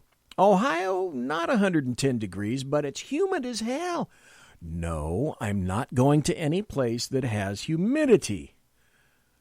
So I guess bottom line is I'm kind of looking at Idaho. And it's not southern Idaho. I'm looking at it kind of fairly far north. I came across this on Facebook, and it was so good, and this guy speaks so cogently and seriously, I had to play it here. This is a guy in the United Kingdom. I don't know how he got out of this room without being smacked on the back of the head. I find it difficult to understand that the American people voted for Donald Trump. Get over it, because he's President of the United States. And what I would say for all of us here, and this actually includes myself, is that we have to ask ourselves, why is it that people felt so left behind that they've made the democratic decisions that they've had, which we think we can't understand, some of us. How can you possibly vote for Brexit? How can you possibly vote for Donald Trump? And the fact is that the people have. These were the forgotten people. And just like we had the forgotten people in the United Kingdom, there are the forgotten people in the United States of America. Thank you. We may not like some of the things that he says, and I certainly don't like some of the things that he said in the past. But I do respect the fact that he stood on a platform, listen to this, which he is now delivering. He is going to go down in history as being roundly condemned for being the only politician to deliver on his promises. I know that we can all go back and talk. And that's true. Think about it. He has delivered on the bulk of his promises. I said I was already happy with Donald Trump, if he won and beat Hillary Clinton. Well, that happened, and I'd be happy if he made some good SCOTUS appointments. Well, it looks like that happened too. As far as I'm concerned now, everything else that he gives me on the back of his campaign promises, everything else is gravy. To the people that we know in our own little echo chambers, and that we all hear are the same things, but the fact is that there were 61 million people who voted for Donald Trump. And when we stand up in this country and then condemn him for being racist, and I've seen no evidence of that, I have seen no evidence of him being racist, True. Or that they attack him in an unseemly way, we're actually attacking the American people, the 61 million people who voted for Donald Trump. If they wanted more of the same or the usual stuff, well, that was on the ballot paper. But they decided, by the majority of states on the Electoral College, as it works, that they wanted Donald Trump. Period. End of statement. Imagine that. What an amazing thing. What are we discovering, though? Oh, boy, I'm going to have to limit the stories I'm going to now. What does it turn out to be? I had Ron Edwards on the first hour. And, folks, if you want to give me a call, give me a blast. 209-284-3210. Talk about anything. I don't care. 209-284-3210. That number in Russia is area code Tuvarich, Ekam Spirit 220. No, the number, Dave asks in chat, which MP was that? I don't have that. It came out of Facebook. And, oh, gosh, all it says is, listen to this again. Let me see if I can find that for you. Nope, not finding it. It just came out of SHR News. And if you find it, it'll be kind of under this header, this guy gets it. So if you go UK MP, this guy gets it, you'll probably find and locate that video. Flip me the soundbite over Twitter, please. If you can. Oh, by the way, Dave, thanks for your promo. I appreciate that. That's going to be going in the new promo pack.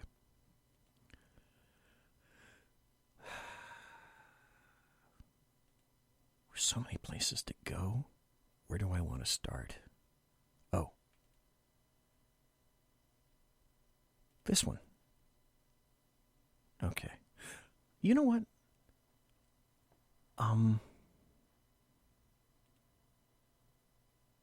This is a great article. I'll get to the other stuff in just a second. But this is so cool. I want to start out with this first. It's time for happy stories and good times. This is from boredpanda.com. And the top of it reads, of this article is, this barber gives free haircuts to children who read to him.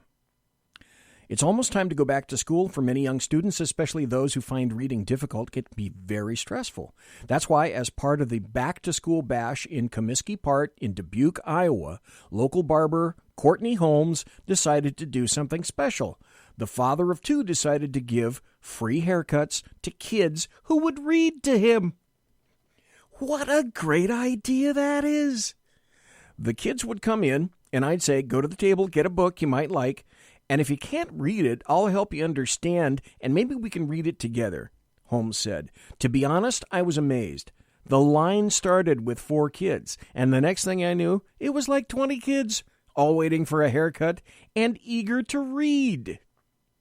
Many kids are afraid to read out loud, so barber Courtney Holmes decided to do something about it. He'd give that free haircut to any child who would read with him. He told them to get a book, and it went something like this.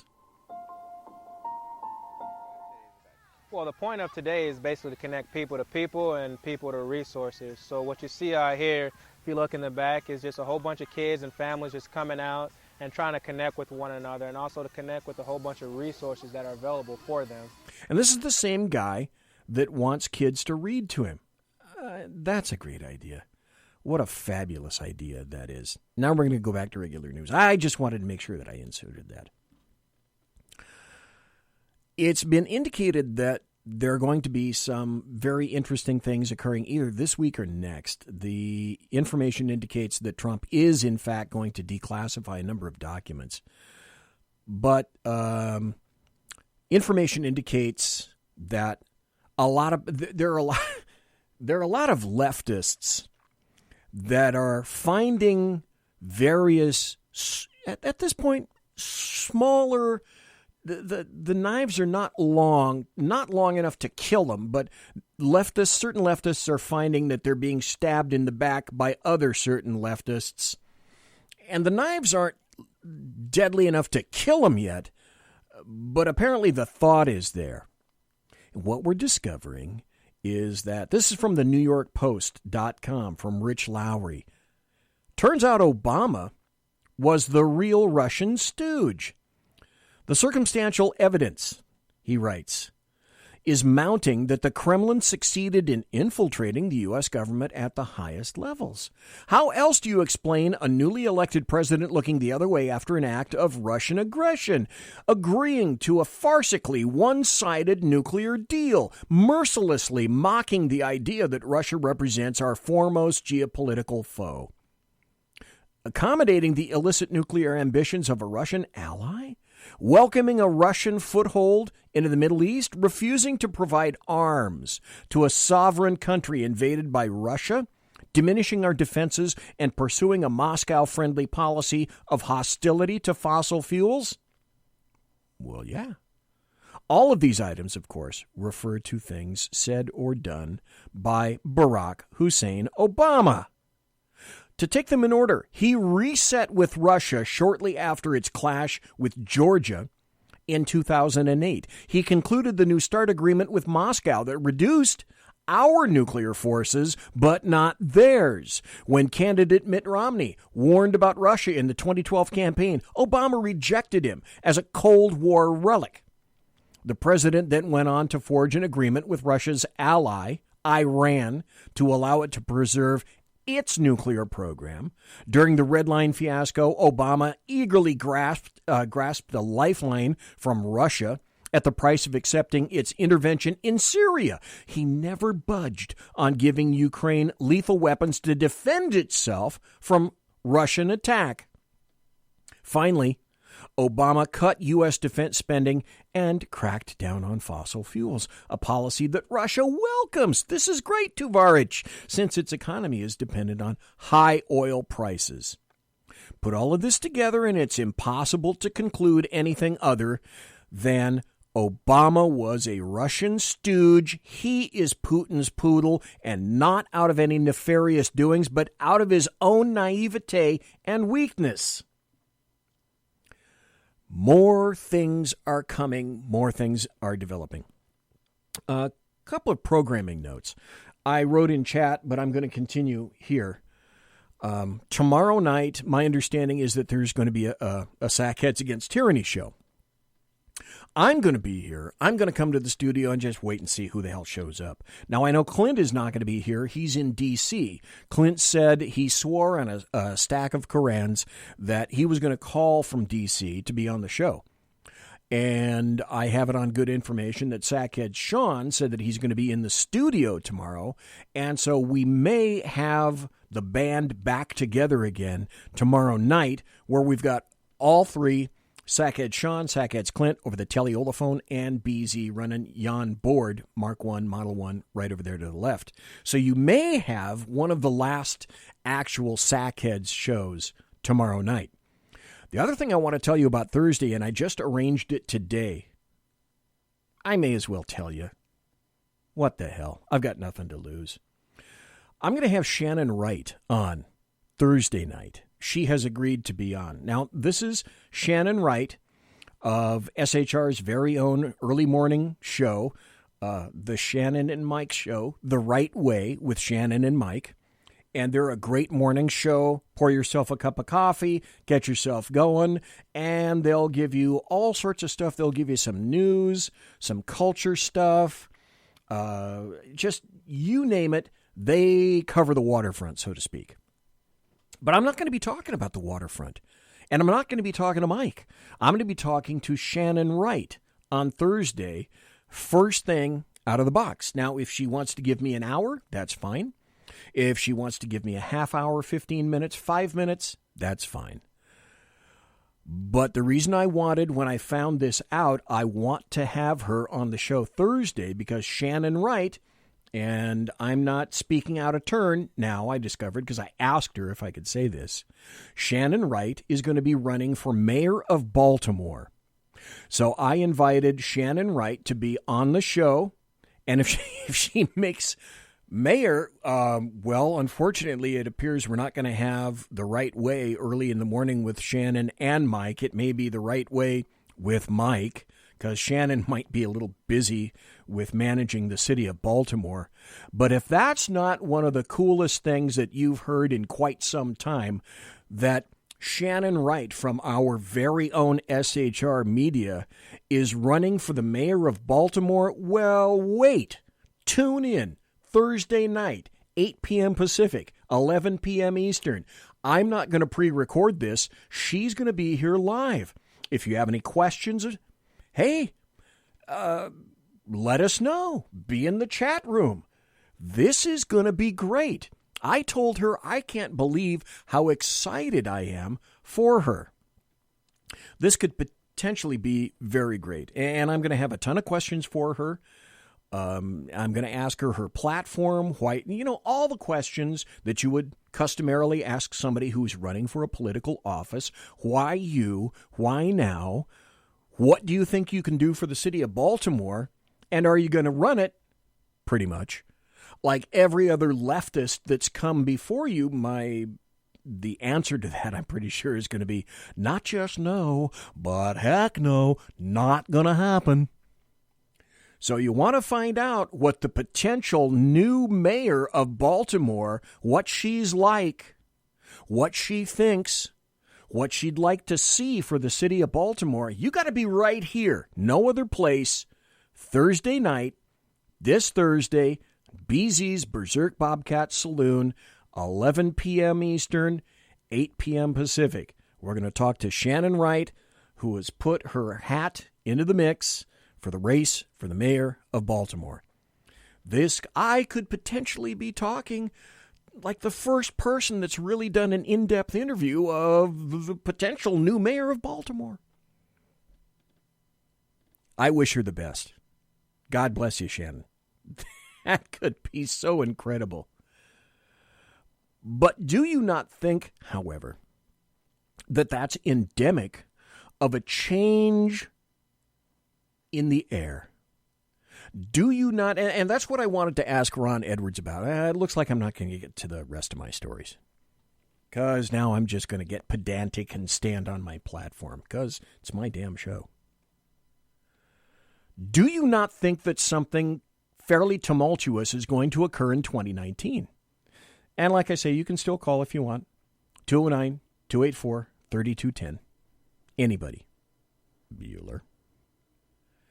Do you not think that something tumultuous, I can't say cataclysmic, but something very significant is in the air? I feel it. I sense it. My spidey sense is tingling. It may begin with the revelation of some documents about to be declassified by President Trump. Devin Nunes did that. There's another senator whose name escapes me that I think released some other documents about the FBI. In other words, what I'm saying now is the exact same stuff that the Democrats accused Trump of. They are, day by day, week by week, being found to be guilty of. And that's schadenfreude, folks.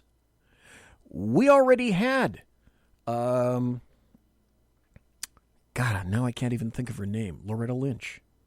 Take the fifth. We see Jimmy the Leak, Jimmy the Leak, and John Brennan, and Rod Rosenstein. They're throwing knives back and forth at each other.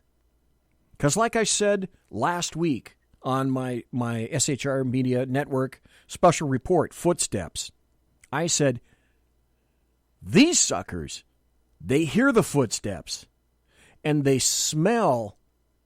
all smell like fear. The sweat is running down their backs and into their ass cracks. It's the sweat, the smarmy, nasty, cloying sweat and smell of fear. And it is absolute schadenfreude with me. It is high time that these pieces of crap paid for, in my opinion, their treasonous behavior. It was a soft coup that we're discovering was instigated by the Hillary Clinton campaign, all because all of these people could not get it in their brain housing group that November 9th actually occurred and Hillary Clinton was not president. She bought it as the Hillary Clinton DNC FBI bought and paid for dossier that was shipped into an affidavit submitted to a FISA court predicated but upon lies, and day by day and week by week we are discovering that the FBI knew about it, the CIA knew about it, the NSA knew about it, and aren't these the same cockbites that told us all along, all last year and the year before, that the 17 intelligence agencies, yeah, to include Coast Guard intelligence, like they give a crap about Donald Trump, that they all agree Trump-Russia collusion. Mueller? No. Can't prove it. Didn't see any. Didn't exist. Now we're discovering, and wasn't it all these guys that said, we're absolutely apolitical, we are absolutely biased? Jimmy the Leak? There's a reason I call you Jimmy the Leak. And I've actually said, I've shipped tweets to Jimmy the Leak. And I've said, and to John Brennan, Clapper isn't on social media, or else I would have been shipping him this stuff, is, dude, I can smell your fear from here. The things that you write, the things that you're shipping out on social media indicates that you are quaking in abject fear because you have an inkling of what's coming and you can hear the footsteps. They are behind you. And again, day by day, week by week, we're discovering that it wasn't Trump colluding. It was Obama from the Oval Office. And everyone down in the Obama administration, not every cabinet member, but certainly members of U.S. counterintelligence, had grand ideas about taking down a United States citizen.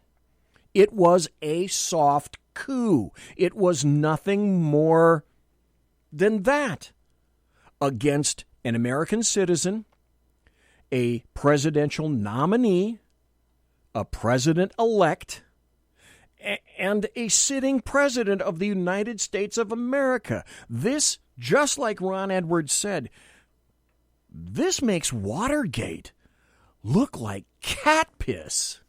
Monsieur has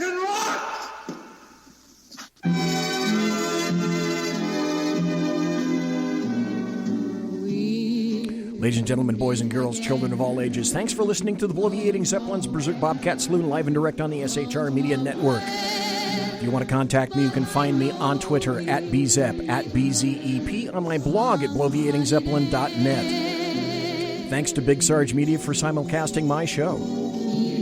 Promotional consideration is by the Lockheed Martin Skunk Works and also the Boeing Company, who I'm still supporting, because if it ain't Boeing, I ain't going. And also by Pratt & Whitney Engines Thrust. You can trust. Tiaras are by My Little Pony. Also thanks to my personal KC-135 Kettle One refueling team, with whom I shall be consorting in less than an hour. Thanks to each and every one of you for listening and being in chat tonight. Thanks for listening live. Thanks for listening in podcast. Shat Show or Sackheads tomorrow. Shannon Wright, potential mayor of Baltimore, on Thursday. An SHR Media special report. I tell you about the GWIC on Thursday night. The global warming industrial complex. They want your cash. Don't give it to them. God bless, take care, be safe. Everybody quiet down now and get some sleep. Good night, everybody. Good night, Mama. Good night, Ben. Good night, everyone. Good night, Mama. Good night, Daddy. Good night, children. Good night, Daddy. Good night, Elizabeth. Good night, John Boy. Good night, Jim Bob. Good night, Jim Bob. Good night, Jim Bob. What's going on? I was asleep. What's everybody doing? Good night. Good night, Jim Bob.